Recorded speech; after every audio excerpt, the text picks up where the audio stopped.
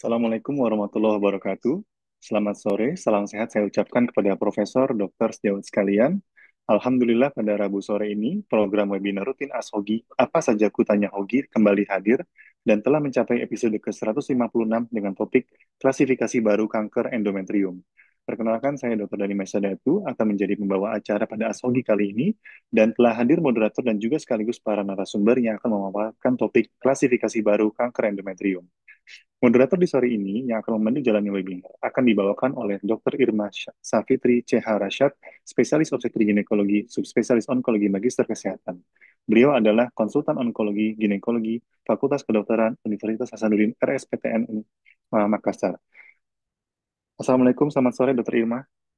Selamat sore, Dokter Dani, Ya, Mas sehat ya dok Mustafa, ya. Dokter Heni, Dokter Kade. Alhamdulillah senang bertemu lagi. Kedengaran ya suaranya ya? Terdengar suaranya dok. Oh ya, Ya, oke. kemudian saya ingin menyapa narasumber pertama yang nanti akan menyampaikan paparan, yaitu Dr. Heni Maitri Andri Rahmasari Putri, Magister Sains, Spesialis Obstetri Ginekologi, Subspesialis Onkologi. Beliau adalah konsultan onkologi ginekologi RSPAD Gatot Subroto Jakarta. Assalamualaikum, selamat sore Dr. Heni. Apa kabar dok? Assalamualaikum warahmatullahi wabarakatuh. Selamat sore. Suaranya jelas ya? Takut nggak jelas juga. Terdengar jelas dok? Iya, oke, siap. Dan narasumber kedua kita di sore ini adalah Dr. Kade Yudi Saspriana, Magister Biomedik, Spesialis Obstetri Ginekologi, Subspesialis Onkologi. Beliau adalah konsultan onkologi ginekologi Fakultas Kedokteran Universitas Udayana, RSUP Profesor Dr. IG Ngurah Denpasar. Selamat sore Dr. Kade, apa kabar dok? Selamat sore, Pak Dhani. Terima kasih. Ya. Dan seperti biasa, sebelum acara ini dimulai, akan ada kata sambutan dari Hogi yang pada kesempatan kali ini akan disampaikan langsung oleh Dr. Tovan Widya Utami, spesialis obstetri ginekologi subspesialis onkologi. Beliau adalah staf pengajar aktif dan konsultan onkologi ginekologi di RSUPN Cipto Mangunkusumo, Jakarta, sekaligus sebagai sekretaris jenderal Hogi.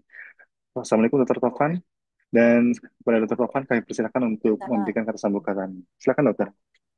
Ya, baik. Terima kasih Dokter Dani Maisadatu ini junior saya yang hebat ya. Izinkan Profesor Dokter, Bapak Ibu sekalian. Bismillahirrahmanirrahim. Assalamualaikum warahmatullahi wabarakatuh. Selamat sore, salam hormat, salam sehat Waalaikumsalam. kita semua. Jadi pada hari ini saya selaku ya diamanahkan ya sebagai sekjen mewakilkan Ketua Umum kita Dr. Brahmana yang saat ini sedang ini ya ada acara yang tidak bisa ditinggal ya. Salam hormat dan salam sehat untuk Profesor Dokter semuanya ya. Jadi Alhamdulillah saat ini sudah memasuki luar biasa ya di atas 150 seri Asogi. 156 nih Dokter Irma, Dokter Heni, Dokter Kadek ya luar biasa ya. Jadi saya juga senang bahwa ini ternyata ajang yang bisa kita jadikan untuk bisa ini ya bisa saling sharing ya di antara anggota Hogi dimanapun apa posisi ini ya bertugasnya ya. Jadi saya tidak berlama-lama ya pada kesempatan ini kita akan membahas atau berdiskusi tentang klasifikasi baru kanker endometrium ya. Tentu ini berdasarkan Vigo Staging 2023 ya. Jadi memang ini selalu harus diulang karena memang banyak sekali apa mungkin ya kegalauan atau ketidakpastian dalam apa namanya penentuan ini dikarenakan memang setting tempat masing-masing bekerja memang belum mungkin apa tersedia fasilitas ya untuk pemeriksaan beberapa klasifikasi molekuler ini ya. Jadi mungkin ini yang kita harus pahami kenapa karena memang ini akan memperbaiki prognosis ya karena memang strategi manajemennya ternyata berbeda ya walaupun stadiumnya sama ya bahkan stadiumnya lebih lebih berat misalkan dengan klasifikasi molekuler yang ternyata berbeda hasilnya ternyata mungkin bisa terbantukan ternyata prognosisnya malah lebih baik ya itu nanti kita akan dengarkan dari para ahlinya di sini ya Dr. Heni dan Dr. Kadek Yudi dan bersama Dr. Irma ya jadi saya rasa saya tidak berlama-lama juga Dr. Dani. Mudah-mudahan apa yang kita sajikan ini bermanfaat pastinya bagi pasien kita terutama dan kita semua ya. Mudah-mudahan kita mendapatkan ya balasan yang terbaik dari Allah ya sebagai amal jariah sedekah ilmu untuk sampai kapanpun ya. Mohon maaf apabila ada hal yang kurang berkenan. Kami nantikan asupan yang konstruktif tentunya bagi perbaikan Asogi yang kita cintai ini. Lebih kurangnya sekali lagi saya mohon maaf. Terima kasih atas segala dukungan selama ini. Wabillahi taufik wal hidayah. Wassalamualaikum warahmatullahi wabarakatuh. Saya serahkan kembali ke Dr. Dani. Silakan Dr. Dani. Waalaikumsalam warahmatullahi wabarakatuh. Terima kasih Dr. Tovan atas kata sambutannya. Saya juga ingin mengucapkan selamat datang kepada sejawat sekalian. Para sejawat yang telah hadir secara online akan mendapatkan sertifikat terakreditasi ID, dan kami mengundang sejawat sekalian untuk aktif bertanya baik melalui raise hand atau mengetik di kolom chat pada narasumber. Dan baik, tanpa memperpanjang waktu lagi, saya persilakan kepada Dr. Irma untuk membantu jalannya webinar sore ini. Kami persilakan, Dr. Terima kasih Dokter Dani, terima kasih Dokter Tovan. Dan di sini sudah hadir para narasumber kita, Dokter Heni dan Dokter Kade. Jadi tadi sudah jelaskan juga bahwa hari ini kita akan berbicara mengenai klasifikasi baru kanker endometrium. Jadi memang ini cukup menarik sekali ya, dan mungkin pasti menjadi kontroversi di tempat kita masing-masing. Bahkan di tempat saya pun juga di Makassar juga masih sering menjadi perdebatan. Jadi mudah-mudahan dengan eh, diskusi kita hari ini akan memberikan pencerahan buat teman-teman sekalian, bukan cuma onkolog saja, tetapi juga buat SPLG umum yang ada. Mungkin tidak berlama-lama saya berbicara, mungkin saya langsung memberikan kesempatan kepada dua pembicara kita. Saya persilakan kepada siapa dulu, Dokter Heni atau Dokter Kade dulu untuk kalau ada presentasinya. Silakan dok. Dokter Heni dulu ya, ya silakan dok. Ya, ya silakan dok. Assalamualaikum warahmatullahi wabarakatuh. Terima kasih Dokter Irma. Terima kasih Pogi dan seluruh peserta yang telah hadir. Izinkan saya menyampaikan sedikit sharing tentang klasifikasi terbaru dari kanker endometrium. Um, saya izin share, Dokter. Suaranya jelas ya, Dok? Soalnya terakhir kayaknya suara saya kurang Sudah jelas. jelas, jelas, Ya, sangat siap. jelas. Oke. Jadi klasifikasi terbaru atau biasanya sih kita sebutnya staging ya dok ya. Staging untuk kanker endometrium. Ada staging yang 2000, kita ketahui ada staging yang 2029, tetapi ada juga staging yang 2023. Yang terbaru itu adalah yang 2023. Eh, s- ini review dulu dok, mengulang dulu. Di staging 2009 itu jelas bahwa endometrial karsinomanya itu diklasifikasikan berdasarkan clinical-pathological. Jadi lebih ke arah anatomi, baik gross anatomi maupun histopatologi. Di sana ada type 1 dan type 2. Type 1-nya itu endometrioid adenokarsinoma, sementara type 2 itu adalah yang selebihnya, yang bukan endometrioid adenokarsinoma. Lalu ini adalah staging yang kita ketahui. Di sini kita bisa lihat cukup sederhana, dok. Nanti kalau yang 2023 tidak sederhana lagi.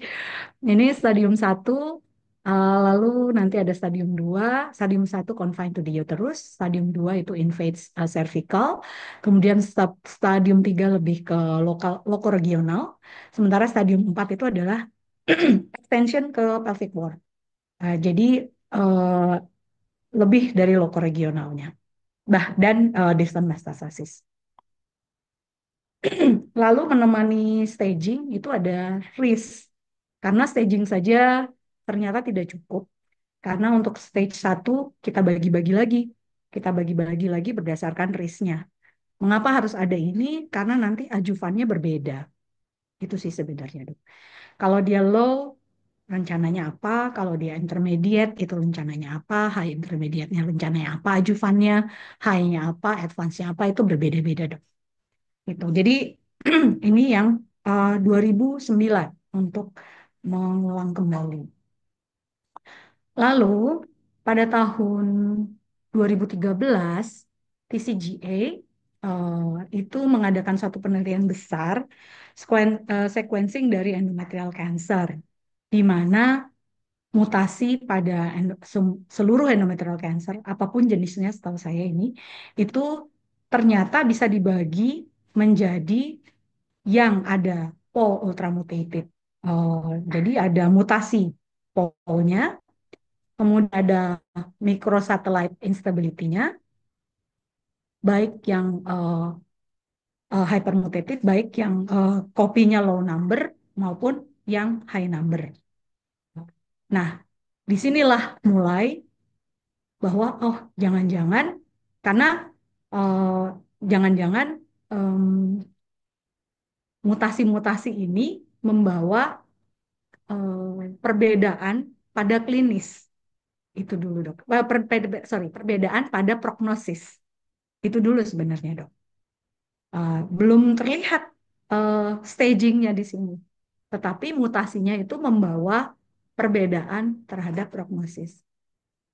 Uh, Correct me if I'm wrong, tetapi yang namanya staging, kenapa kita selalu berbicara masalah staging, itu sebenarnya kan intinya adalah ke prognosis dok. Sehingga mengapa kalau stagingnya tinggi, kita ajuvannya harus lebih kuat. Karena prognosisnya nanti ke depannya kurang begitu bagus sehingga kita butuh ajuvan. Kalau dulu endometritis stage 1, 1B, misalnya grade-nya grade 1, ya udah udah boleh selesai. Boleh tidak ada ajuvan karena cukup bagus. Tapi ternyata sekarang harus lebih teliti karena mutasinya ini juga bisa memberikan tambahan prognosis, baik itu prognosisnya menjadi baik ataupun menjadi tidak baik. Awalnya seperti itu, dok. Lalu pada tahun 2015, Promise mengajukan eh, bagaimana caranya kita menginkorporasikan antara anatomi klinikal dengan hal-hal lain di luar klinikan, di luar hal-hal klinis, di luar anatomi, yaitu kayak tadi mutasi-mutasi dari eh, mutasi-mutasi dari 4 hal tadi yang utama tadi, Paul ultramutasid, eh, mutasi dari Paul, kemudian MMR dan MM, microsatellite instability dan P53. Sehingga pada saat itu mereka melakukan penelitian seperti ini. Nah, di sini terlihat bahwa dari semuanya tampak bahwa ada mutasi-mutasi yang dibawa oleh kanker endometrium yang membedakan, karena nanti setelah itu penelitian ini lanjutannya adalah ternyata beda prognosisnya. Kalau dia pole mutation saja bagaimana, kalau dia P53-nya yang mutasi bagaimana, kalau dia MMR-nya yang mutasi seperti apa. Dan seperti kita ketahui, TCGA itu adalah sequencing, Bang. Jadi semuanya di sequencing. Penelitian lanjutannya itu adalah boleh nggak kalau nggak semuanya di sequencing gitu. Selain selain mereka menilai eh, apakah ini mutasi-mutasi ini divalidasi lah istilahnya dok. Benar nggak? Benar bahwa kalau misalkan polnya yang mutation itu cenderung lebih bagus prognosisnya. Sementara kalau P53-nya itu yang mutasi itu cenderung lebih jelek, even though stagingnya lebih rendah. Nah itu kan berkembang lagi penelitiannya, Dok. Berkembang lagi penelitiannya. Lalu pada saat itu dikatakan ternyata yang pole mutation, kalau pole mutation dengan MMR diperiksa, itu sebaiknya diperiksa pole mutationnya dulu. Kenapa? Karena kalau pole mutationnya ternyata sudah negatif, itu biasanya MMR-nya juga akan cenderung tidak positif. Sehingga setelah itu berubah caranya, dok. Urut-urutannya, ini penelitian yang berikutnya. Penelitian berikutnya tuh akhirnya, dan itu akhirnya yang diadopt sampai dengan sekarang, dok. Walaupun sebenarnya awalnya tuh periksanya bareng-bareng. Yang diadopt sampai sekarang, NCCN pakai ini, terus begitu ESGO, ESGO, ESGO Estro sama ESMO juga pakai ini. Itu adalah polnya dulu yang diperiksa. Setelah itu DNA MMR-nya, setelah itu baru P53. Dan penelitian berikutnya mengatakan bahwa eh, boleh kok MMR-nya dan P53-nya itu pakai IHC saja, nggak perlu pakai sequencing. Kecuali yang POL. Kenapa? Karena yang POL itu butuh eh, mutasinya ada di mana saja. Apakah di hotspotnya atau tidak di hotspotnya. Seperti itu dok. Jadi belum bisa istilahnya di apa ya, di disederhanakan menjadi IHC. Awalnya semuanya pasti sequencing, Dok. Cuman ternyata P53 IHC-nya, penelitian selanjutnya, itu hampir sama dengan kalau kita memeriksa mutasi TP53. Begitu pula dengan MMR. Nah, ini baru baru sampai sini, Dok. Ini baru baru sambil penelitian, sambil wacana, apa?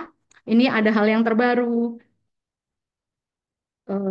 dalam hal bahwa kita tidak hanya melihat anatomi, kita tidak hanya melihat anatomi itu maksudnya anatomi grossnya menyebar kemana saja, tidak hanya melihat histopatologinya jenisnya apa saja, tetapi ada yang lain yang harus kita lihat, yaitu mutasinya. Selanjutnya ya dok. Lalu, nah ini sama dok, ini ESMO terakhir juga masih eh, menggunakan algoritma yang sama untuk pemeriksaannya.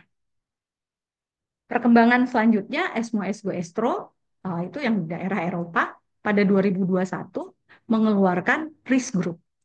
Kalau dulu waktu kita FIGO, yang FIGO 2009 itu memang ada risk groupnya, ditemani risk groupnya. Nah, berarti ini FIGO-nya mesti tetap pakai FIGO 2009 nih dok. Cuman karena ada perkembangan terbaru dengan mutasi-mutasi tersebut, dikembangkanlah risk group ini dok. Dikembangkanlah eh, bahwa nanti kalau kalau kalau bisa memeriksa molecular classification, inilah risk groupnya. Gitu. Di tambahan di risk group ini harus dilihat ternyata diperkenalkan juga LVSI, LVSI vokal ataupun LVSI yang tidak vokal. Jadi ada LVSI vokal, ada LVSI yang tidak vokal, dok. Jadi substantial FVSI istilahnya, gitu, dok. Jadi untuk yang ini sebenarnya mereka masih menggunakan yang lama nih, belum ada yang baru. 2002 kan belum yang terakhir kan 2023 ya, dok. Ini masih pakai yang 2009. Cuman pada stage 1A-nya kalau dia low grade eh, dia dilihat LVSI-nya harus diterjemahkan. Kalau dulu kita cuma LVSI positif negatif gitu saya dok ya. Sekarang enggak. LVSI-nya ada yang negatif, ada yang vokal, ada yang substansial. Cuman di sini endometrioid itu masih dikategorikan sebagai endometrioid, dok. Nanti yang di 2023 beda soalnya, dok. Di sini endometrioid dikatakan ya endometrioid, gitu. Endometrioid low grade, endometrioid high grade. Tapi masih endometrioid. Dan ada non endometrioid. Non endometrioid itu ya selain dari endometrioid, serous, clear cell, undifferentiated, carcinosarcoma, mix. Nah, ini seperti ini, dok.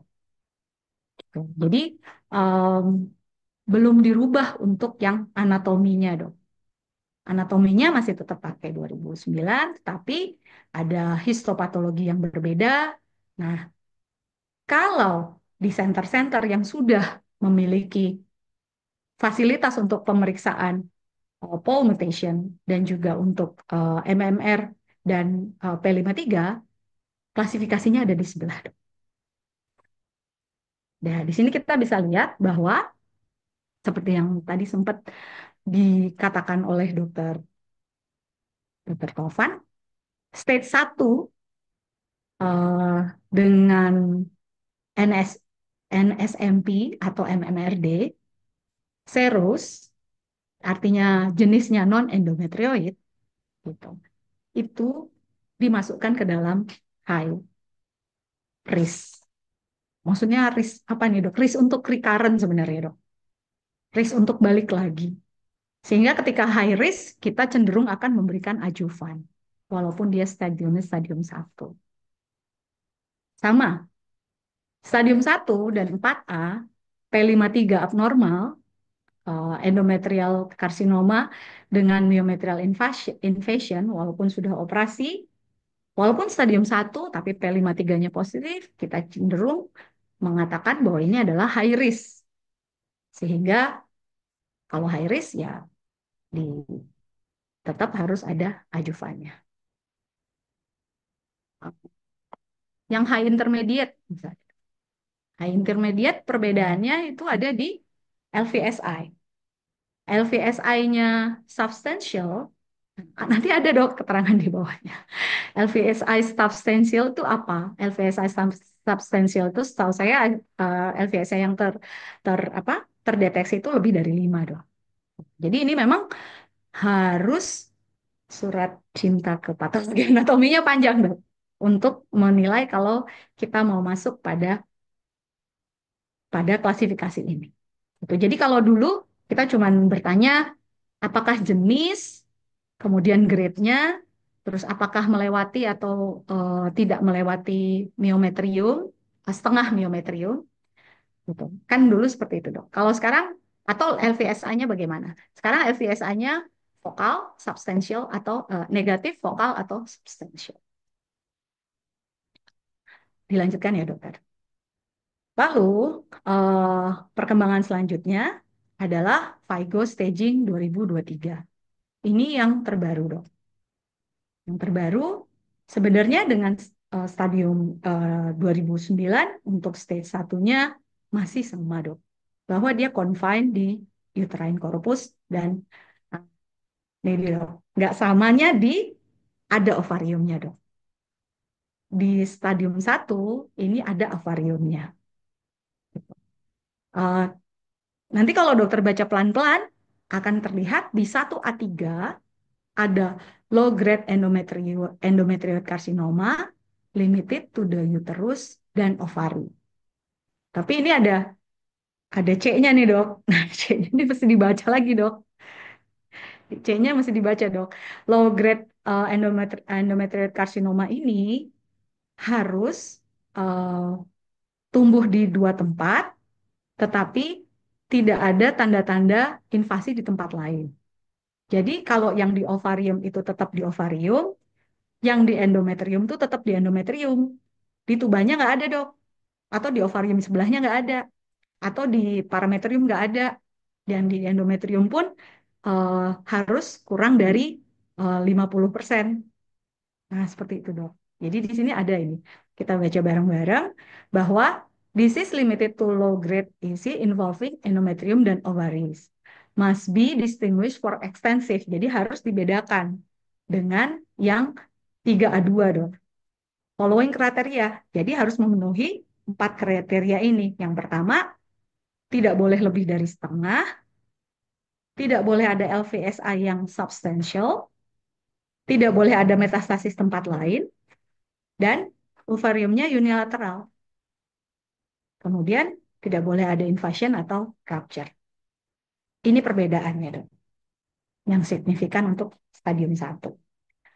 Lalu yang berikutnya itu adalah di sini juga kita bisa lihat bahwa jenis itu menjadi perbedaan dok. Seandainya dia apa? Kalau 2009 itu tidak menjadi perbedaan. Apakah jenisnya endometrioid atau non endometrioid itu tidak menjadi perbedaan. Nah, sekarang diperkenalkan lagi bukan saja endometrioid atau non endometrioid, tetapi aggressive histological type or non aggressive histological. Yang non non agresif itu apa? Nah, ini ada terjemahannya, Dok. Terjemahannya memang bacanya mesti bolak-balik. Ada terjemahannya, dokter. Terjemahannya itu non-agresif itu adalah yang grade 1 dan grade 2. Grade 3 masuk ke agresif histological. Gitu. Ini grade dan histological. Jadi yang ketiga itu dimasukkan ke agresif, dok. Kalau dulu kita cuma bedain grade 1, 2 dan grade 3 endometrioid dan non endometrioid, sorry. Non endometrioid dan non endometrioid. Kalau sekarang adalah agresif dengan non agresif. Lalu stadium 2-nya lebih rumit, dok. Stadium 2-nya lebih rumit karena di situ sekali lagi ada substantial LVSI. Jadi LVSI itu tidak cuma ada atau tidak, tapi harus dihitung. Gitu. Berapa jumlah LVSI yang ditemukan. Terus kemudian selanjutnya adalah stadium 3. Stadium 3 juga ini dokter ada mikrometastasis, ada makrometastasis. yang awalnya sebenarnya juga tidak ada. Nah, 3A1 ini yang tadi dok, kita harus membedakan dengan 1A3. 1A3 tadi ada syarat-syaratnya tadi dok. Nah, itu harus dipenuhi. Kalau tidak dipenuhi syarat tersebut, berarti dia masuknya ke 3A dok. Oke, lanjut lagi ya dok ya. Nah, selanjutnya adalah stage 4. Stage 4-nya juga sekarang dibagi berbeda dengan yang sebelumnya. Ada yang pelvis, ada yang beyond pelvis, abdominal peritoneal, ada yang metastasis jauh. Oke dok. Nah, sampai sini belum selesai dok kerumitannya. Karena berikutnya terus kita FIGO 2023 ini menginkorporasikan mutasi dari eh, tadi pole mutation, mismatch, dan NSMP dan P53. Di sini dokter bisa lihat bagaimana perubahannya. Kalau 1A, jadi kalau yang saya ketahui dok, kalau pole mutationnya positif, dia menjadi lebih bagus, em, apa namanya, lebih bagus prognosisnya. Kalau P53-nya positif, dia menjadi lebih jelek em, prognosisnya. Mudahnya seperti itu ya dok. Karena saya kalau saya cari yang mudahnya dulu dok, baru yang detailnya. Lalu ada mismatch repair deficiency, itu lebih ke intermediate prognosis. Pemeriksaannya juga dimulai dari harusnya pole mutation dulu, setelah itu baru ke MMR tadi, setelah MMR-nya baru ke P53-nya. Karena apa? Kalau pole mutation-nya ini berarti, oh kita anggap dia sudah bagus. Nanti kalau pole mutation negatif, kita lihat MMR-nya, MMR-nya dia eh, ada defisien, oh kita anggap dia intermediate. Nah, yang MMR-nya positif diperiksa lagi. Ternyata P53-nya positif juga, ya berarti dia poor, eh, poor prognosis. Sehingga lebih lebih dominan untuk diberikan hmm, ajuvan. Cuman di FIGO ini dok, karena memang eh, masih mengeluarkan apa, baru mengeluarkan klasifikasinya masih baru, tentunya belum ada lebih jauh dan lebih detail apa yang harus dikerjakan bersehubungan eh, dengan apa namanya staging-staging ini. Ini hanya saya ingin memberikan contoh.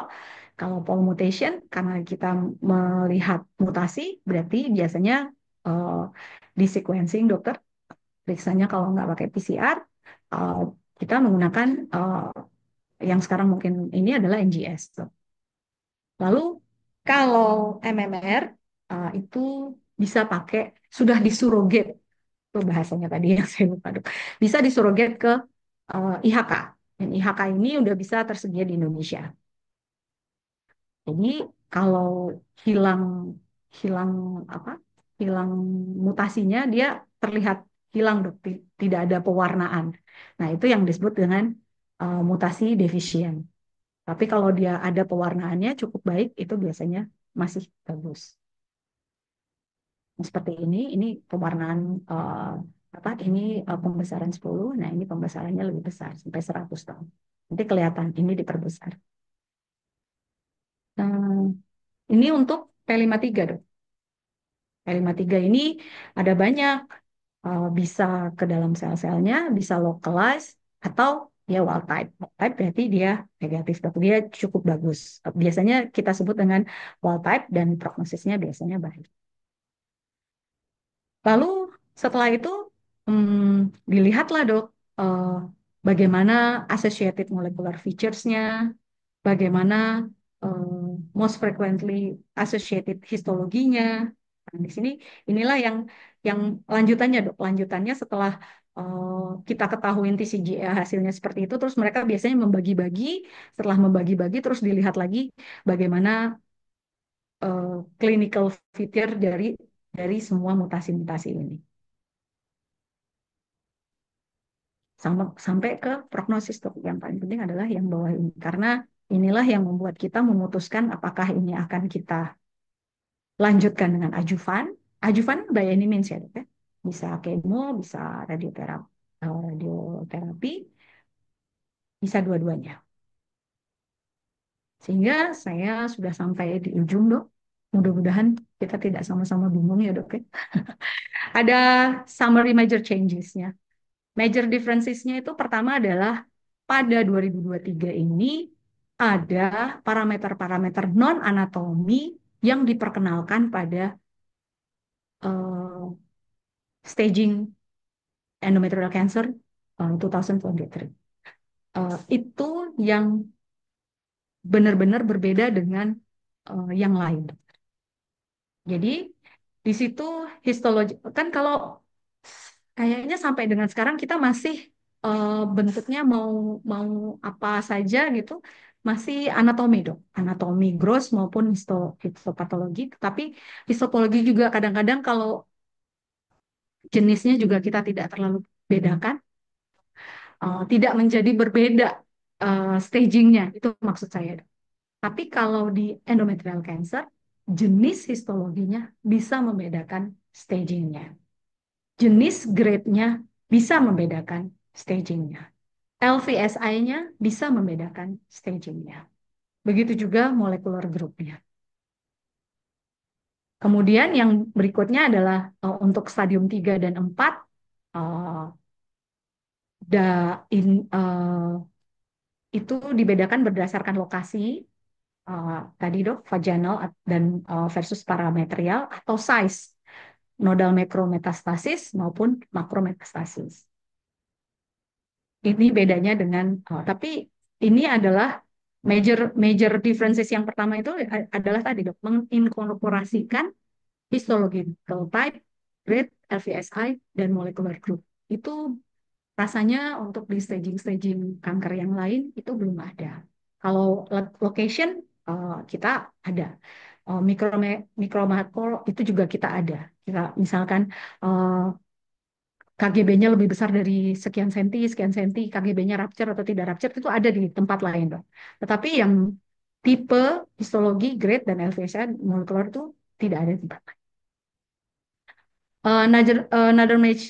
Major change itu adalah perbedaan keterlibatan corpus uteri dan involvement dari ovarium. Ini yang tadi, dok.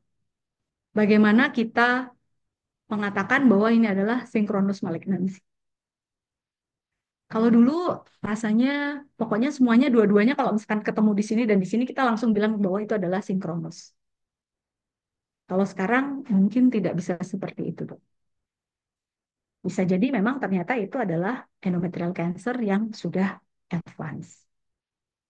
Kemudian, nah ini dia, the former were traditionally viewed as representing synchronous independent malignancy. Dulu tuh kita bedakan saja.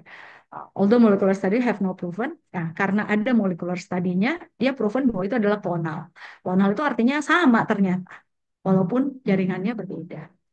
Organnya berbeda. Oke.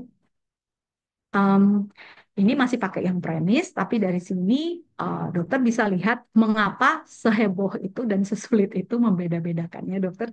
Karena saya belum dapat yang urut-urutannya adalah ngikutin yang dipakai sama ESGO dan ngikutin dipakai WHO. Tetapi ini kira-kira bisa jadi gambaran bahwa kalau misalkan microsatellite instability, kita bisa radioterapi, bisa diberi imunoterapi atau imunoterapi alone. Kemudian kalau pol mutation bisa imunoterapi alone atau adjuvant setting yang lain tidak ada. Kalau yang P53-nya, P53-nya bisa eh, kemoradiasi, bisa imunoterapi, inhibitor, kemudian yang lainnya. Ini tujuannya tuh sebenarnya di sini, dok. Ya.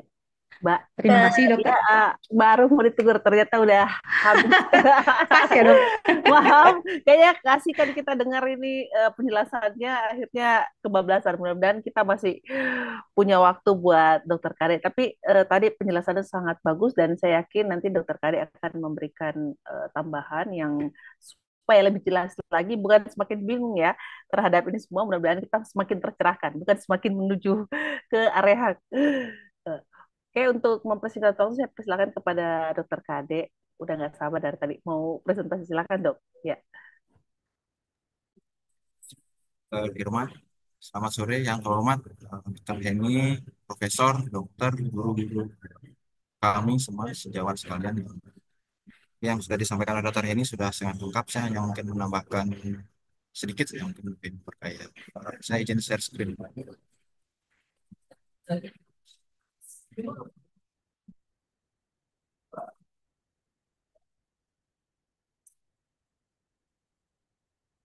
Eh, jadi tadi sudah disampaikan. Jadi kalau kita lihat perbandingannya, memang kadang-kadang agak sulit kita mengingat dalam aplikasi klinis sehari-hari ini. Mana dia namanya 1A1, 1A2, kadang-kadang kita lupa. Jadi mungkin pelan-pelan ke depannya. Karena kalau kita lihat dalam aplikasi di lapangan, eh, kalau kita strict betul-betul ingin menggunakan kriteria ini, jadi seperti disampaikan dokter ini harus melihat lengkap profiling dari molekular sel kanker itu. Nah, itu yang agak berat di tempat kita bekerja.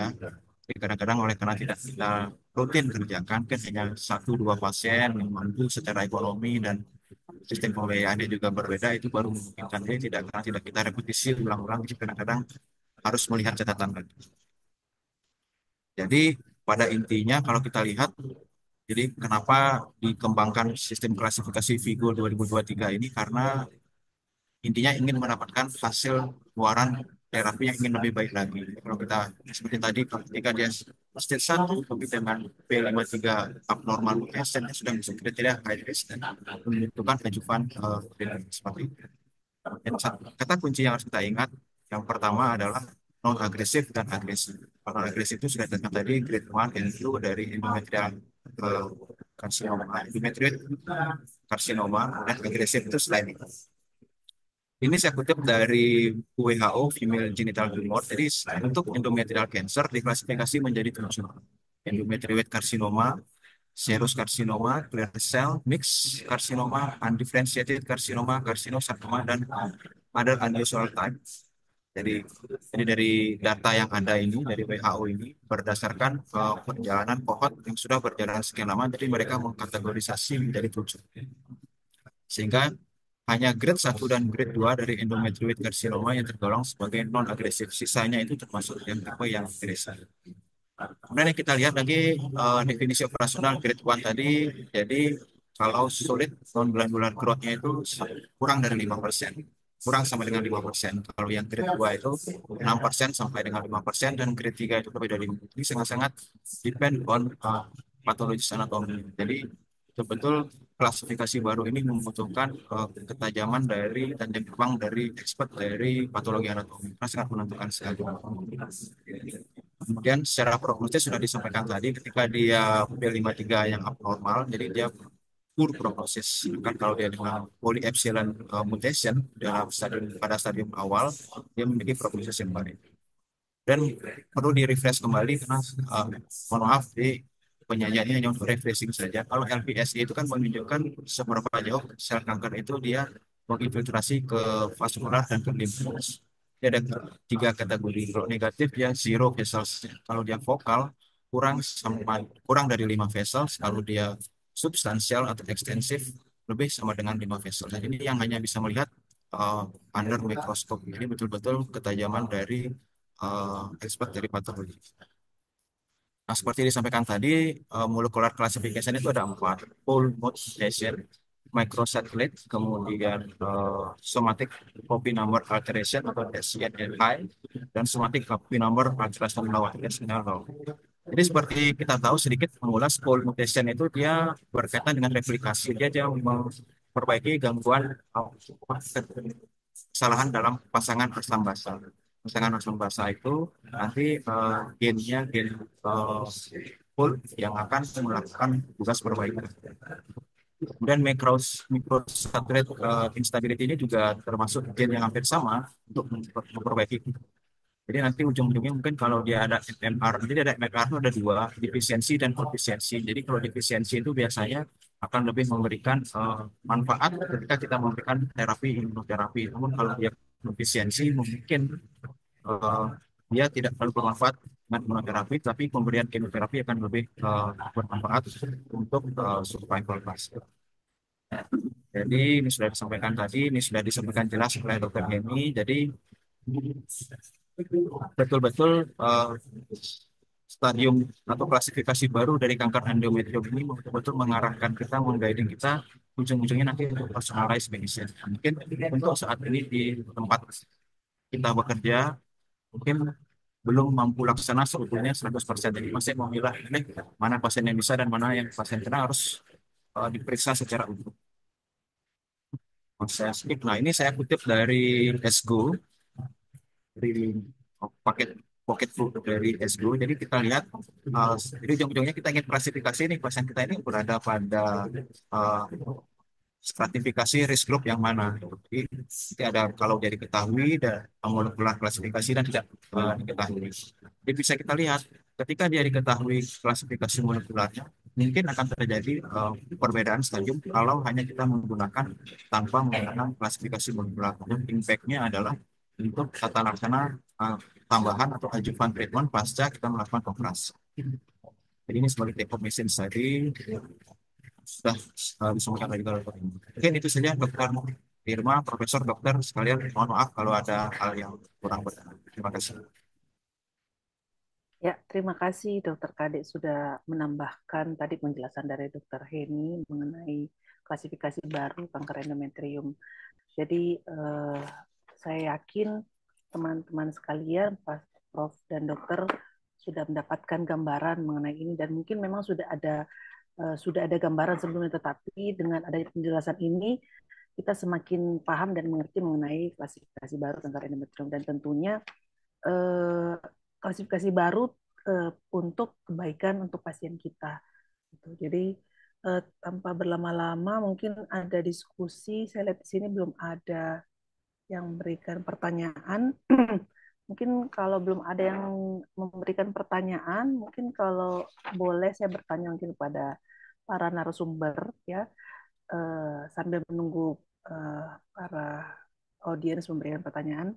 Mungkin pertanyaannya tadi kan sudah jelaskan bahwa tadi Dokter Kade sendiri menjelaskan bahwa di tempat masing-masing itu belum bisa kita aplikasikan secara keseluruhan. Jadi bagaimana kira-kira di tempat para dokter Heni dan Dokter Kade melihat ini semua, apakah sudah bisa diaplikasikan secara keseluruhan? Yang pertama, kemudian yang kedua kan tentu saja eh, kita harus bekerja sama dengan dokter patologi anatomi ya. Tentu saja mereka pasti sudah mempelajari juga tentang klasifikasi terbaru, gitu ya. Jadi apakah memang mereka sudah paham mengenai ini dan mungkin kita bahkan mungkin perlu ada pertemuan dengan patologi anatomi setempat kita, gitu. Mungkin saya persilakan kepada dokter Kade dulu. Saya izin ya Dokter Heni. Ya, Dokter Heni duluan. silakan. Saya jawab langsung aja dok ya. Ya, silakan aja. Ya. Mungkin pengalaman saya nggak banyak ya, tidak sebanyak Dokter Heni, Dokter Irma dan dokter-dokter sekalian, profesor di sini. Tapi yang saya lihat, ini ketika kita memberikan edukasi kepada pasien kita harus melakukan molecular profiling ini. Ujung-ujungnya kita harus tahu kita mau pakai apa nih. Kalau kita udah tahu dia misalkan PL53 abnormal mutation, kita harus bisa mungkin NSP-nya yang positif seperti itu. Nah, itu yang kesulitan. Tapi saya punya satu pengalaman bahwa yang murni menggunakan ini sampai menggunakan imunoterapi dengan pembrolizumab itu pasien memang datang saya dengan post mucosal bleeding, saya histeroskopi hasilnya endometrioid karsinoma. Kemudian pergi ke negaranya di Amerika, dikerjakan operasi di sana, diberikan kemoterapi dan dia datang kembali ke bawa lengkap profiling genetiknya itu memang betul-betul sesuai dengan yang tadi disampaikan oleh dokter Heni. Jelas sekali dia klasifikasi ininya apa arm lengannya ini seperti lengan-lengan itu lengkap ya sampai 10 lembar. Semua gen itu 4 yang tadi itu diperiksakan di sana. Jadi MMR defisiensi dia karena dia MMRD-nya dia ada, kemudian pasien ini juga memiliki P53 yang abnormal. Hmm. Kemudian oleh karena itu dia diberikan terapi kemoterapi kombinasi dengan pembrolizumab di sana. Jadi 6 kali kemoterapi dan kan di sini di Bali untuk pemberian pembrolizumab 400 ml tiap 6 minggu. Jadi kalau saya lihat dari hasil monitoring semua uh, untuk evaluasi pasien ini, saya lihat kalau baru mungkin dari satu pasien, tapi hasilnya itu lumayan lumayan. Jadi secara secara surveillance yang kita kerjakan itu hasilnya juga baik. Tapi kalau dari pasien umum yang saya lakukan mungkin tidak terlalu banyak ya. Jadi ketika kita memberikan konseling, ada tambahan biaya dan seterusnya. Dan pasien nanya manfaatnya untuk saya apa dok? Jelas kan? Jadi ya ini manfaatnya diberikan terapi ini. Jadi bisa imunoterapi dan sebagainya dengan harga yang mungkin saat ini belum cover. Dan kan kadang pasien juga bertimbang gitu. Mungkin seperti itu pengalaman kami. Terima kasih. Ya, ya, terima kasih Dokter Kare. Mungkin Dokter Heni ada pengalaman mungkin. Terima kasih dokter. Saya coba sharing karena ini baru buat kita semua ya dok ya, semua gynec onco baru. Betul. Tentu yang lebih senior pasti lebih banyak pasiennya sehingga lebih lebih baik ininya. Kalau menurut saya uh, saat ini saya mengambil jalan tengahnya dok. Jalan tengahnya itu adalah apa informasi apa yang bisa saya share ke pasien sampai di titik mana kita bisa share hal tersebut ke pasien. Karena wisely menurut saya evidence based medicine itu adalah gabungan antara uh, evidence base-nya sendiri, lalu expert opinion dan patient wish atau patient preference. Di tengah-tengahnya itu adalah evidence based medicine kita, Dok. Jadi kalau misalkan pasien yang karena kami kerjanya 80% adalah BPJS, tentunya kita tidak mau memusingkan pasien tersebut dengan hal ini ya, Dok ya. Lagi pula eh, ini sesuatu yang masih ongoing gitu menurut saya dok. Jadi biasanya saya tidak terlalu ini kalau apalagi datangnya kadang telat ya dok. Jadi Ya, apapun mutasinya, stagingnya tetap tinggi dok dan pasti saya kasih ajuvan kan seperti itu ya dok ya. ya, Ini tujuan yang ini kalau menurut saya untuk saat ini buat saya pribadi dokter mungkin saya salah, mohon maaf. Ini lebih ke untuk yang stagingnya rendah dok. Stadium satu ya, stadium 1A, 1B hmm, dengan jenisnya apa, kita mau kasih ajuvan atau tidak. Ini berlebihan atau tidak buat kita, gitu dong. Sebenarnya sih saya melihatnya seperti itu. Sehingga menurut saya kita juga butuh mengetahui di Indonesia apa saja yang sudah bisa diperiksa dan harganya berapa. Jadi semuanya sebenarnya sudah bisa diperiksa dok. Tapi pole mutation uh, uh, ini lebih mahal dok, karena dia tetap harus pakai sequencing. Sementara kalau yang karena sudah disurrogate ke IHK itu uh, beberapa pasien mampu dok untuk mengerjakan itu. Supaya apa? Supaya menghindari kita mengerjakan ajuvan. Sebenarnya itu sih dok. Saya melihatnya seperti itu. Untuk saat ini saya sampai situ dulu dok. Karena kalau tentunya di ujungnya ini adalah imunoterapi ya dok ya. Tadi kan pasti ada imunoterapi apa yang cocok, apa yang mau kita pakai. Tapi kelihatannya juga belum sampai ke sana kok dok. Gitu. Maksudnya ya eh, belum belum sampai. untuk pasien-pasien tertentu mungkin Iya, ya dok ya. Ya, betul tidak dok. semua, tapi mungkin ada beberapa, mungkin Ya, satu dua pasien mungkin terselip di situ, mungkin bisa kita pakai iya, untuk ini. tapi belum kelihatannya dok. Lihat. Jadi eh, saya lebih ke untuk saat ini saya lebih fokus bahwa ini memang eh, untuk stadium awal di mana saya mau menahan diri untuk tidak memberikan ajuvan gitu. Ya, oke. Ya, terima kasih Dokter Heni dan Dokter Kade. Ini kebetulan ada satu pertanyaan dari senior kita, Dokter Ali Budi Harsono. Terima kasih dokter sudah bertanya. Ini pertanyaannya untuk keduanya. Apakah untuk aspek efisiensi, apakah rasional jika kita melakukan pemeriksaan P53 IHK sebagai pemeriksaan awal untuk endometrium stadium 1 dibandingkan kita melakukan polemut dan pemeriksaan polemut dan yang lain? Ya, ya. Mungkin saya persilakan kepada Dokter Heni dulu mungkin. Eh, saya mencoba Jadi menjawab dokter. Ya, saya mencoba menjawab dok. Kalau dari yang saya coba baca, itu algoritma tersebut dibuat berdasarkan kesesuaian antara eh, seandainya mutasi tersebut ada di dua tempat, gitu dok. Jadi misalkan ternyata mutasinya ada di Volmut dengan MMRD, itu kalau yang saya baca mungkin saya salah, itu akan dimenangkan yang Volmutnya dok. Gitu. Artinya Jadi prognosisnya kalau lebih dia bagus ya. polimerasi, ya polimerasi epsilonnya ternyata eh, positif, MMRD-nya juga positif, itu tetap masuk ke yang, makanya kenapa kaskadenya seperti itu dokter. Gitu. Makanya kenapa kaskadenya seperti itu. Tetapi ini Indonesia yang belum tentu kita bisa periksa semuanya dok. Eh, jadi saya kalau efisiensi saya biasanya memilih eh, memang langsung IHK P53 dan MMR dok. Gitu. Karena volumenya, dan kalau misalkan P53-nya positif, eh, saya pasti ajukan dok. Saat ini saya sikapnya masih seperti itu dok.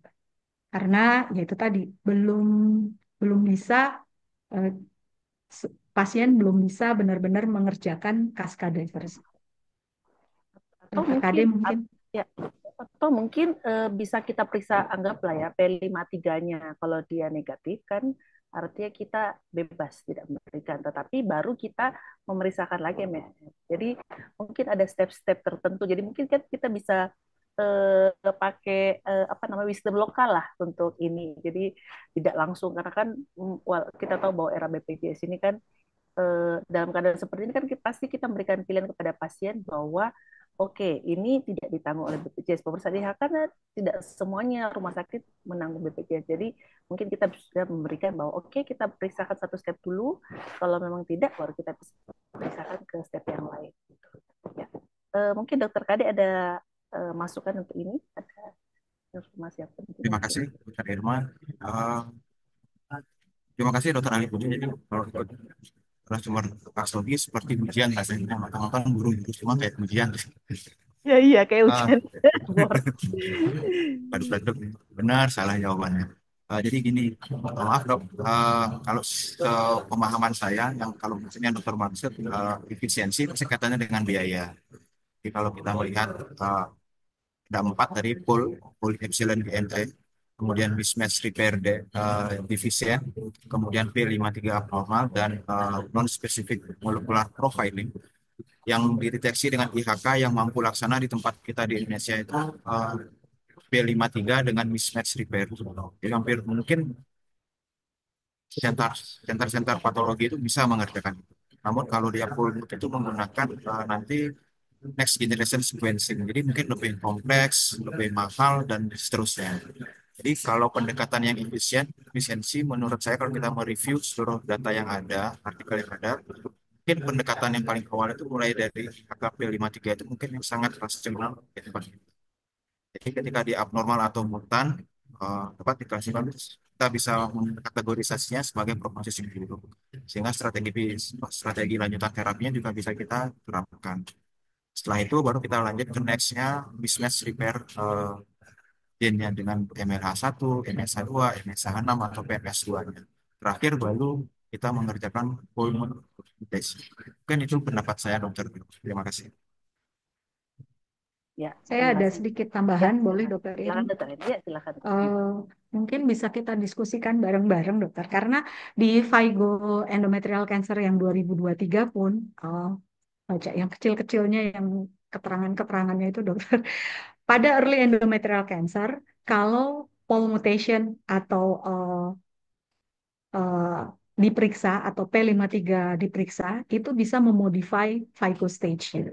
Artinya, dia memberikan contoh seperti ini dok. Kalau ada stage 1 atau stage 2 pada surgical anatomical histological finding, kemudian pole mutationnya itu adalah dan itu confined to the uterus, artinya dia nggak kemana-mana, walaupun sampai ke apa? Sampai ke cervix, dokter. Itu diklasifikasinya menjadi satu A dengan mutasi polemut. Artinya sebegitu pentingnya mutasi polemut buat data yang membackup ini tentunya ada pastinya dok. Yang menyatakan bahwa even though you have the second stage of endometrial cancer, kalau dia pol mutationnya positif, dia menjadi 1A pol mutation, gitu dok. M pol mutation. Itu ada di tabel 2 FIGO endometrial cancer selanjutnya. Terus kemudian kalau ternyata IP53-nya yang positif, gitu, walaupun dia confined to the uterus, uh, regardless LVSI-nya, stage-nya menjadi 2C, 2CM polem. Nah, seperti itu dok. Jadi ada hal-hal seperti itu. Jadi memang Ya, ya. sedikit rumit dok. Ya, Ya dok. artinya memang ada hal-hal, maksudnya begini kan, saya mungkin kita untuk sekarang betul-betul kita nggak bisa selalu apa ya, kalau kita berpikir mungkin kita bisa, mungkin sudah bisa pakai 2023, tapi kadang-kadang kan karena dengan keterbatasan pemeriksaan kita akhirnya tetap pakai yang klasifikasi 2009 gitu. Jadi kalau untuk Dokter Heni dan Dokter Kade, kalau sekarang melakukan diagnosis staging, memakai yang klasifikasi 2009 atau 2023?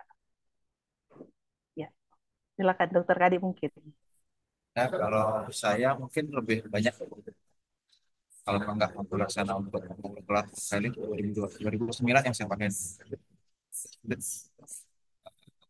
Lalu ya mungkin beberapa pasien yang seperti tadi yang menjelaskan mungkin 1, 2, 3 mungkin pasien yang secara finansial mampu pasti saya tawarkan sesuai standar. Nanti pasti dia akan membandingkan pasien misalnya seperti pasti sudah banyak baca, banyak cari informasi, counseling. Saya jelaskan tentang ini tentang teori ini. Lalu nanti hasil akhirnya apa? Baru kita tetapkan kategori 2023 ini. Tapi umumnya mostly 2009. Dokter Heni, sama ya? Saya setengah-setengah dok. Saya Setengah-setengah, setengah-setengah. ya. Iya. Jadi Artinya kalau mengambil sebagian eh, kecil ya, kalau ada betul. informasinya kemudian bisa, ya ya, betul. Iya, kalau staging saya pakai 2023 dok. Tetap pakai 2023, tetapi terpotong di molekuler. Artinya Hmm. kan yang 2023 itu sebenarnya kalau kita nggak periksa molekulernya, artinya kita nggak bikin nggak, kan itu ada dua tabel ya dok ya. Ada tabel yang pertama yang staging, terus tabel yang kedua yang molecular staging. Saya tetap pakai yang staging yang di atas dok. Nah, tapi saya nggak ketika mau terapi, ketika mau ajuvan, saya pakai risk faktornya pakai yang S2S Maestro. Karena di S2S Ya, Maestro yang guideline itu, yang ya, warna-warni tadi itu dok, itu kan S2S Maestro. Nah saya pakai ini tuh dok, gitu. ya, ya. Untuk melihat apa risk stratification-nya. Karena yang di 2023 kan nggak ada risk stratification kan dok. Gitu. Dan tidak ada mungkin saya salah, tapi tidak ada anjurannya. Habis itu diteruskan dengan apa, itu tuh belum ada anjurannya. Kalau Belum saya ada. nggak salah dok. Ya, Ya, ya, belum ada. Beda dengan SGOS Maestro, ya. karena itu sudah konsensus Lengkap, antara, iya, jadi saya lengkap dan tinggal ngikutin panjang. itu dok. Iya, siap. Harus 2 lembar itu kita bolak-balik. Ya, ya, ya, siap, siap, siap. Eh, ini belum ada pertanyaan lagi, ini sudah 4:30. Mungkin satu pertanyaan aja dari saya. Mungkin apakah Dokter Heni dan Dokter Kade pernah ada pengalaman? Maksudnya ini kan sebelum kita mengenal Vigo Staging 2003, apakah pernah ada kejadian bahwa oke, kita tidak memeriksakan kemudian molekul, kemudian ternyata pasien kita yang stadium 1A, grade 1, kemudian ternyata tiba-tiba prognosisnya jelek, atau tiba-tiba dia muncul recurrent dalam waktu dekat. Apakah ada kejadian seperti itu, pengalaman seperti itu? Jadi mungkin dengan adanya klasifikasi terbaru dengan pemeriksaan molekul, akhirnya menjadi kita lebih aware dengan tentu saja untuk prognosis pasien yang lebih baik. Gitu. Mungkin ada pengalaman itu, dokter? Dokter ada, ya Ini silakan. mungkin dulu. Dokter Heni mungkin. Oh, saya dulu. Ya silakan. Ya, kalau saya eh, hampir sering dok, ya. Hampir sering stadium 1 B biasanya buat seperti itu. Jadi angka periode rekaran itu cepat sekali, kurang dari setahun sudah cukup. Ya, ya, ya. Kalau kita lihat sejarahnya, kalau kita baca sejarah dari 2023 klasifikasi ini, Nanti beliau-beliau para ahli yang mengumpulkan sekian banyak pohon, pasti ada ini, pasti triggernya lah seperti ini. Dari stadium awal kok dia tentang outcome yang kurang baik dan sebagainya, padahal dia sudah mengikuti guideline yang sudah ada. Nah, kemudian mungkin di tempat kita mungkin yang saya mungkin penghasilan tidak banyak, acap acap acap kali masa itu seperti itu. Jadi mulai berpikir mungkin ada hubungannya dengan ini. Ya, Dokter Heni mungkin. Terima kasih dokter. Kalau saya gimana ya dok? Karena kalau misalnya seperti itu, saya harus ngasih datanya dok. Saya belum bisa ngasih datanya dokter. Ya, ya. Tetapi yang ada di saya itu yang lebih eh, akhirnya menjadi clinical practice saya itu adalah kalau yang datang ke saya hasil kuretnya grade 1 dok. Saya suka nggak percaya dok, mohon maaf Ya, gitu. ya. Jadi maksud saya nanti grade 1 nanti keluarnya nggak grade 1 gitu Ya, ternyata. Itu sering banyak yang seringnya seperti itu begitu, karena seringnya ya begitu. Atau karena kebalikannya. interobserver ya karena interobserver untuk grade itu sebenarnya juga masih harus dokter patologi yang berpengalaman lah atau apalah gitu ya. Mungkin ya dok ya, mungkin. Atau malah datangnya nggak pakai grade tuh gitu. Jadi wah jadi lebih gelap lagi ya dok ya. Gitu. Jadi makanya kalau saya lebih ke masih pakai cara dulu dok kalau baru datang terus udah gitu saya dapat oh ini endometrial grade 1 nggak saya telan bulat-bulat sih dok. Harus lihat dulu besar massa nggak ada ada ada miometrial nggak gitu sehingga nantinya takutnya operasinya Klinisnya ya, tidak cukup. secara Iya klinis dok, ya. justru Gitu ya ya. justru itu dok. Saya di situ aja belum selesai saya dok. Boro-boro boro-boro yang berikutnya dok. Ya, ya, ya, Yang ya. di situ aja masih masih sering saya masih oh kayaknya ini enggak deh ini enggak grade 1 deh Betul, harusnya betul, gitu betul. deh Ya, gitu. ya, ya.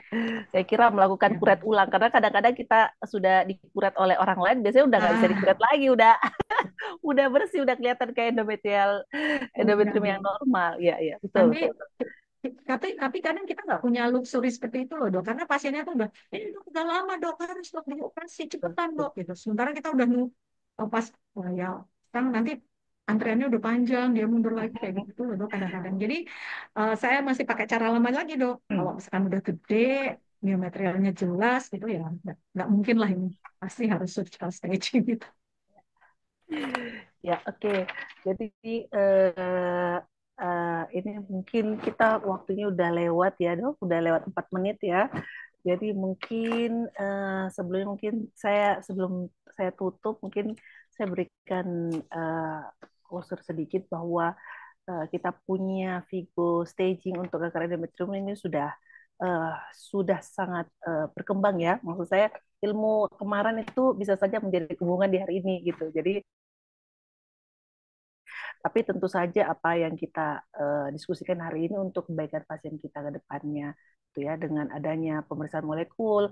Mungkin kemarin kita nggak tahu apa sih pemeriksaan molekul, tapi sekarang kita sudah tahu ada pemeriksaan molekul dan itu tentu saja akan menjadi kebaikan buat pasien, gitu ya. Terima kasih buat Dokter Heni dan juga Dokter Kade sudah memberikan informasinya yang sangat bagus dan sangat mencerahkan sih, tenang aja, nggak membuat kita menjadi lebih nggak paham. Ini sangat mencerahkan kita semua dan mudah-mudahan kepada Prof dan Dokter juga sudah tercerahkan dengan informasi. Ya, kalau memang ada yang mau ditanyakan lagi mungkin bisa chat ke dokter masing-masing. Saya kembalikan kepada Dokter Dani sebagai MC pada hari ini. Ya, silakan Dokter Dani. Baik, saya ucapkan terima kasih kepada Dr. Irma yang telah membantu acara webinar sore ini. Dan saya ucapkan juga terima kasih kepada Dr. Heni dan Dr. Kade yang telah memaparkan ulasan dan diskusi terkait klasifikasi baru kanker endometrium. Sebagai resume bahwa saat ini ada stadium Vigo terbaru tahun 2023 untuk kanker endometrium yang menyajikan juga 4 klasifikasi baru kanker endometrium berdasarkan profil molekul, yaitu ada Pol mutation, MMRD, Galina-3 abnormal, dan juga MSMP yang memiliki peran dalam evaluasi prognostik dan juga pemilihan terapi spesifik pada kanker endometrium. Dan saya harapkan sejawat sekalian juga kembali bergabung di ASCOGI episode ke-167 yang insya Allah akan diselenggarakan pada hari Rabu 12 Februari 2025 jam 15.30 dengan topik diagnosis kanker endometrium. Sejawat sekalian dapat mendaftar registrasi melalui bit.ly/ASCOGI member Februari 2025 dan bersama ini diberitahukan juga bahwa peserta tidak perlu meminta akses pada LMS Satu Sehat karena peserta yang memenuhi syarat akan diverifikasi dan dapat melakukan pembelajaran. Jangan lupa para peserta untuk mengikuti pembelajaran pada pelataran sehat yang dapat diakses mulai besok hari Kamis siang, tanggal 6 Februari 2025, hingga Sabtu 8 September 2025 jam 23.00 waktu Indonesia Barat. Apabila telah melewati batas waktu peserta belum melakukan pembelajaran, maka peserta tidak bisa mendapatkan akses tersebut dan tidak mendapatkan SKP dari webinar pada sore hari. Peserta yang diverifikasi hanya memenuhi syarat dengan ketentuan, yaitu wajib mengikuti acara webinar ini minimal 35 menit, sangat dianjurkan sekali untuk mengikuti full selama acara berlangsung. Dan tidak terasa saat ini jam sudah menunjukkan 16.37. Izinkan saya undur diri. Mohon maaf bila ada kesalahan selama acara ini berlangsung. Semoga apa yang kita ikuti pada sore hari ini akan menambah keilmuan kita dan dapat diterapkan dalam praktik klinis sehari-hari. Sekali lagi saya ucapkan terima kasih kepada Dr. Irma Safitri CH Rashad, spesialis obstetri ginekologi, subspesialis onkologi, magister kesehatan selaku moderator, Dr. Heni Maitri Andri Rahmasari Putri, Magister Sains, Spesialis Obstetri Ginekologi, Spesialis Onkologi, dan juga Dr. Kade Yudi Sastriana, Magister Biomed, Spesialis Obstetri Ginekologi, Spesialis Onkologi, sebagai kedua narasumber pada sore hari ini, dan juga tak lupa kepada Dr. Tovan Widya Utama, Spesialis Obstetri Ginekologi, Subspesialis Onkologi, selaku Sekjen FOGI, yang telah memandu pembukaan pada sore hari ini. Salam hormat dan salam sehat saya untuk para sejawat sekalian. Selamat sore. Wassalamualaikum warahmatullahi wabarakatuh. Waalaikumsalam.